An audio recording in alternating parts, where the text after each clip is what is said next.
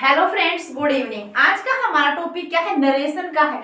Last 2 video हमने किसकी पढ़ ली है? नरेशन की पढ़ ली। और जिसने भी ये डायरेक्ट और इनडायरेक्ट स्पीच की क्लासें मेरी नहीं देखी है तो वो प्लेलिस्ट में जाकर मेरी लास्ट दोनों वीडियो देखिएगा, उसके बाद कंटिन्यूली आप आगे अध्ययन करिएगा। ठीक है, तो आज की हमारी क्लास में क्या पढ़ेंगे हम? नरेशन के अंदर जो हमारी स्टेप चल रही है, जिसमें हमने स्टेप फर्स्ट और स्टेप सेकेंड तो हमने पढ़ ली है। अब हम क्या पढ़ेंगे? स्टेप 3 और स्टेप 4 पढ़ेंगे। ठीक है, तो स्टेप 3 के अंदर क्या चीज है कि प्रोनाउंस पर ध्यान दें। मतलब क्या है कि प्रोनाउंस संबंधी चीज पर्टिकुलरली सोचकर करें। अब पर्टिकुलरली सोच करने का मतलब ये है, जैसे कोई सेंटेंस दे दिया, जैसे सेंटेंस दे दिया ही सेड टू मी।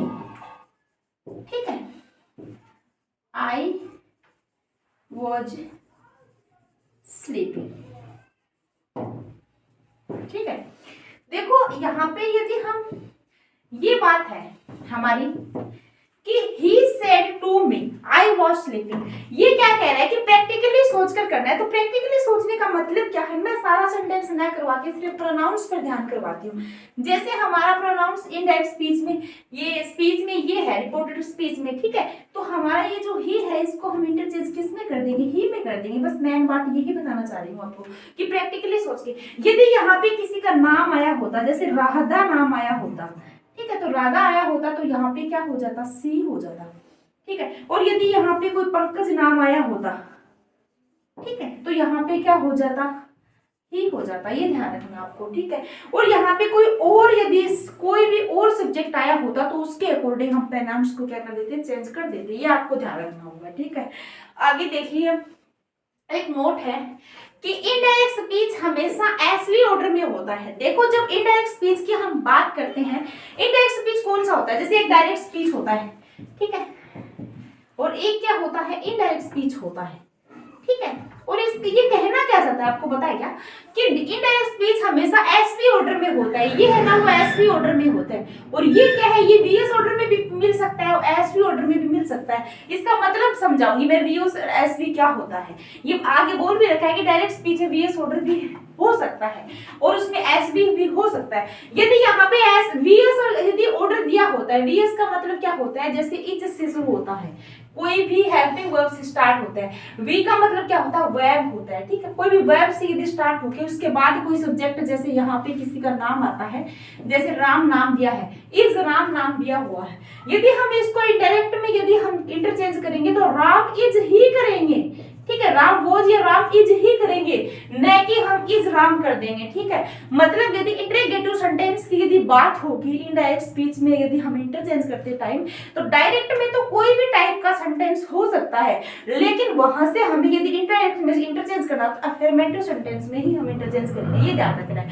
मतलब वीएस ऑर्डर को हम एसवी में कर देंगे। वीएस का मतलब क्या है? वर्ब और सब्जेक्ट, और एसवी का मतलब है सब्जेक्ट और वर्ब में कर देंगे। ठीक है, ये ध्यान रखना आपको खास तौर से। ठीक है, वेरी इंपॉर्टेंट। आगे क्या है? स्टेप 4 में क्या है कि रिमूवल ऑफ कोमाज। मतलब क्या है कि कोमा को हटाना होता है। कौन सा कोमा को? ये जो होता है, एक तो ये और ये, इन दोनों को हटाना होता है। और क्या करना होता है कि इनडायरेक्ट स्पीच बनाते इसमें डायरेक्ट स्पीच के कोमाज हटा दिए जाते हैं और आवश्यकता अनुसार एप्रोप्रिएट वर्ड्स का यूज किया जाता है। एप्रोप्रिएट वर्ड्स का मतलब क्या होता है? जैसे ये सिंगल सेंटेंस है, सिंगल का हमें डायरेक्ट से इनडायरेक्ट इंटरचेंज करना है, तो इसमें क्या है? हम दैट का यूज कर लेते हैं। ठीक है, और हम जब हमें इंटरगेटिव सेंटेंस दिया होता है तो उसमें हम इफ या बहिदर का यूज कर देते हैं। ठीक है, इफ या बहिदर का यूज कर देते हैं। ये ध्यान रखना है, बस ये बताना चाहता है। और जैसे डब्ल्यूएच वर्ड आया होता है तो हम डब्ल्यूएच वर्ड का ही यूज कर देते हैं वहां पे, और चेंज नहीं करते। और यदि हमें इंपेरेटिव सेंटेंस यानी सिट डाउन, जैसे सीधा ही आ गया कोई कि यहाँ पे ये इतना बोल दिया कि सेड टू मी, आगे सीधा ही लिख दिया कि सिट डाउन। ठीक है, तो सिट डाउन का मतलब क्या है? ये अफर्मेटिव सेंटेंस है। तो यहाँ पे हम कैसे करेंगे कि ही टोल्ड मी, और फिर टू से हम इसको जोड़ देंगे, टू सिट डाउन, सीधा ही आ जाएगा। ठीक है, ही आस्क्ड कर सकते हैं, कुछ भी कर सकते हैं, हम वो भाव देखेंगे वहां पे। यदि ऑर्डर का भाव दिया था तो ही ऑर्डर्ड मी, ठीक है, टू सिट डाउन। ठीक है, ये आप कर दोगे। मतलब जब जब हमें यहाँ पे डायरेक्ट से इनडायरेक्ट इंटरचेंज करना होगा तो हम वहाँ पे भाव देख लेंगे किस टाइप का भाव है, उसके अकॉर्डिंग हम इसको चेंज कर देंगे। ठीक है, अब आगे हम क्या देखते हैं कि जो इनडायरेक्ट स्पीच होता है और जो डायरेक्ट स्पीच होता है उसके अंदर क्या होता है कि कभी हम दैट लिख देते हैं, कभी इफ लिख देते हैं, कहीं पर सेम टू सेम लिख देते हैं, कहीं टू लगा देते हैं। तो ये मैंने थोड़ा बताया, लेकिन यहाँ पे हम क्या है डिस्क्रिप्शन में पढ़ेंगे कि कौन सी जगह पर क्या आता है। ठीक है, तो यहाँ पे हमारा देखना है कि इनडायरेक्ट स्पीच में जो अप्रोप्रिएट वर्ड होता है उसके बारे में बात करेंगे कि दैट का प्रयोग हम कब करते हैं। जब एडजेक्टिव सेंटेंस होता है ना तब हम दैट का प्रयोग करते हैं, जो एसवी ऑर्डर में होते हैं। एडजेक्टिव सेंटेंस कौन से होते हैं आपको पता है? एडजेक्टिव सेंटेंस में दो सेंटेंस शामिल होते हैं, एक तो क्या होता है अफर्मेटिव सेंटेंस होता है, ठीक है, और एक क्या होता है नेगेटिव सेंटेंस होता है। ये दोनों ही सेंटेंस किसके अंदर शामिल होते हैं? एडजेक्टिव सेंटेंस के अंदर शामिल होते हैं। यानी जब मतलब अफर्मेटिव सेंटेंस और नेगेटिव सेंटेंस दोनों सेंटेंस जब दिए हुए होते हो तो वहां पे दैट का प्रयोग होगा। बीच में हम जब उसको कोमा को हटाते हैं ना, रिमूवल ऑफ कोमास जो हमारा 4 नंबर स्टेप है उसके अकॉर्डिंग बता रही हूँ, तो वहां पे हम जब कोमा को हटाएंगे तो वहां पे दैट का प्रयोग हो जाएगा। एक दैट का प्रयोग कहाँ होता है? जब एक्सक्लेमेटरी सेंटेंस दिया होता है ना तो भी क्या है दैट का प्रयोग ही होता है। ठीक है, और जैसे दैट का प्रयोग एक्सक्लेमेटरी सेंटेंस में होता है, ये डबल रिपीट हो गया। आगे देखिए कि इफ और वहीदर का यूज, इफ और वहीदर का यूज कहाँ होता है? एचवी प्लस सब्जेक्ट प्लस शेष वाक्य। मतलब क्या है, एचवी कहाँ आती है? सबसे पहले हेल्पिंग वर्ब कहाँ आती है? इंटरोगेटिव सेंटेंस में। यदि इंटरोगेटिव सेंटेंस का यदि सेंटेंस दिया हुआ है, वाक्य का यदि कोई सेंटेंस दिया है तो वहां पे इफ और वहीदर से हम कोमा को हटाएंगे तो वहां पे इफ और वहीदर का यूज कर सकते हैं। ठीक है, आवश्यकता अनुसार। आगे देखिए, अब टू इंफिनिटिव मार्क है ये टू। ठीक है, जैसे टू प्ले हो जाता है ना वो इंफिनिटिव वर्ब होती है, उसके अकॉर्डिंग बता रही हूँ। तो वहां पे हमें क्या करना होता है? इंपेरेटिव सेंटेंस में बेस फॉर्म यूज करनी होती है। ठीक है, बेस फॉर्म यूज करेंगे तब हम वहां पे टू का यूज करेंगे। ठीक है, मैंने अभी आपको एग्जांपल बताया भी था सिट डाउन वाला, उसके अंदर टू सिट डाउन हो जाएगा। ठीक है, तो ही ordered me to sit down. ठीक है, ये हो जाएगा सीधा। आगे देखिए कि यहाँ पे जब ये कोई भी मतलब क्लोज नहीं दिया होता, वहां पे एस भी नहीं होता, वहां पे सेम टू सेम लिखते। ठीक है, आगे अब क्या है कि they said inverted comma start we can not live without oxygen. तो इसका सीधा ही हो जाएगा कि they said that we can not live without oxygen, ये इसका सीधा ही हो जाएगा। ठीक है, ठीक है, अभी जो हमने पढ़ा है कि they said we can not live without oxygen, तो उसके अंदर क्या है कि उसके अंदर जो वी था उसके अंदर हम डायरेक्ट में भी वी लिख दिया था और इनडायरेक्ट में भी वी लिख दिया था। वो क्यों लिखा था?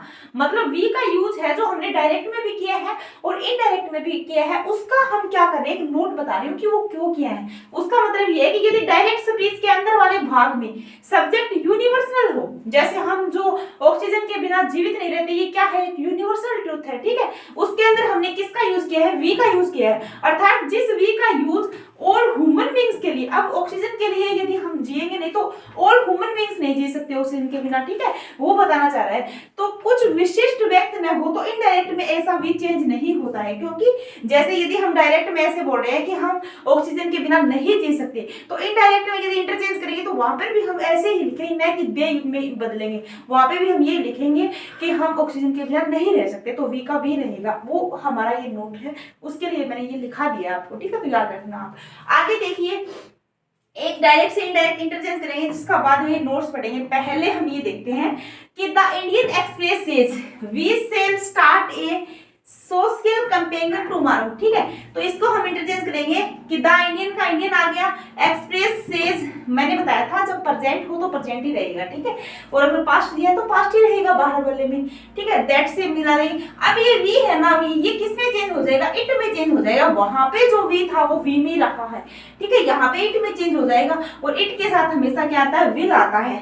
और स्टार्ट आ गया ए सोशल कंपेनियन। अब आपको पता है टुमारो किस में चेंज होता है? The social the following day में चेंज हो जाएगा। ठीक है, आगे देखिए ये क्यों किया है मैंने इट यहाँ पे कि यदि डायरेक्ट स्पीच का स्पीकर कोई न्यूज़पेपर या मैगजीन हो और उन्होंने अपने लिए वी का यूज किया हो तो इनडायरेक्ट स्पीच में ऐसा वी प्रोनाउन इट में चेंज हो जाता है। जैसे द इंडियन एक्सप्रेस, ये क्या है? एक इंडियन एक्सप्रेस क्या है? मतलब क्या है कि न्यूज़पेपर की हेडलाइन हो, कोई भी मतलब जो थिंग्स ह्यूमन थिंग्स ना हो, जो कुछ मतलब मैगजीन्स के रूप में हो, तो उसको हम किस में चेंज कर देते हैं? फिर इट में चेंज कर देते हैं। ठीक है, जब इनडायरेक्ट स्पीच में करते हैं।